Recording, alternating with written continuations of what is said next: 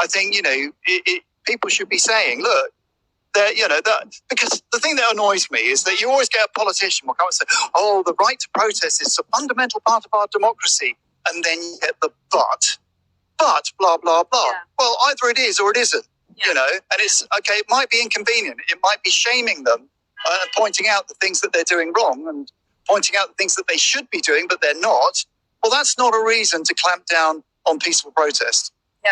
That's just shoddy. Yeah. I mean, our poor dirty scrubbers, I can't believe it. They definitely did not set off from home today expecting to be arrested, I don't think. But it just goes to show what weird times we're living in.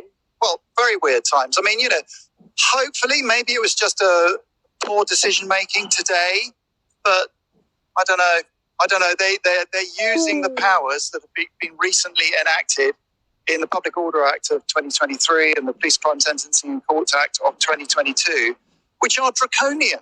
Yeah. And, effectively, if they were to use those powers to the full, none of us would be able to protest at all. It would be like Moscow. Yeah. No, it's scary stuff. And they're obviously doing it to intimidate. We shall not be intimidated. We shall only be more determined. Richard, I'll let you get on to do your job of protest liaison. But thank you so much for this. And you're back with the Extinction Rebellion live stream, live here from the City of London, still with Tokyo Marine behind us in the walkie-talkie. But we just had an interesting development that we just thought we'd come and talk to you about. Because what we must not forget is that things in the UK are changing. The laws are changing. They are cracking down on protests. We are not living in the free and liberal society that some people may think that we are living in. And something really interesting just happened. You may remember our dirty scrubbers. So the ladies who come and help with the greenwashing. And they're just a really fun act. They're street performers. And they've just been arrested. So we thought we'd speak to one of our protest liaison, Paul, here. Paul, what's just happened? Actually, let me give you some. There we go. Oh, thanks. Yeah, we have a theatrical group called the Dirty Scrubbers, and they do a performance which is about greenwashing. And so they've got this very clown-like washing machine.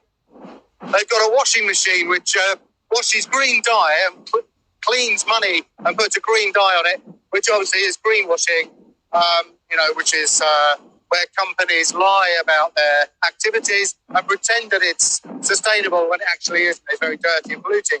So they've got this theatrical performance which was liaised with the city police and the city bronze commander.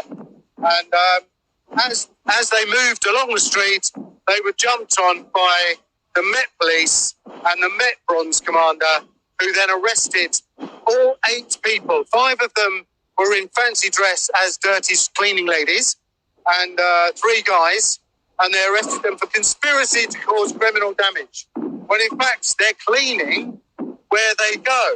So they're doing the exact opposite. The police knew about them already, and they've decided to arrest them. So I've expressed myself very clearly with Inspector Morrison, Ben Morrison, who authorised that move.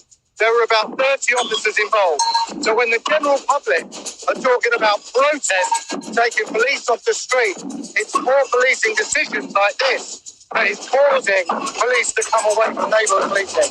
Because that was really embarrassing as an ex-officer to see that happen. That is completely embarrassing. Poor policing. Thanks, Paul. I mean, what do you think this means in terms of future protests as well? I mean, street performers, they don't usually get arrested. I mean, sometimes they do, depending on the situation. But, I mean, none of these guys will have come here expecting to be arrested today.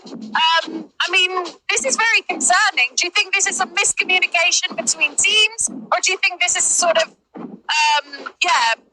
on purpose kind of strategy of intimidation? Or what do you think this is about? Well, I think you can't ignore the fact that what the government have been doing recently and cracking down on protests does filter down to the hierarchy of the Met and other police forces. And really, it's beholden on Mark Rowley to push back and be independent and actually police with the consent of the people. And what I think really annoys me is that when they see a lot of protesters on the street, they immediately try and say, oh, the protesters are doing this, the protesters are doing that, and put the blame on the protesters.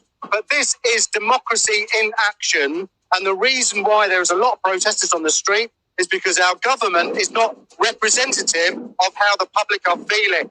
So the government should take note of the protesters. Thank you so much, Paul. And thank you so much for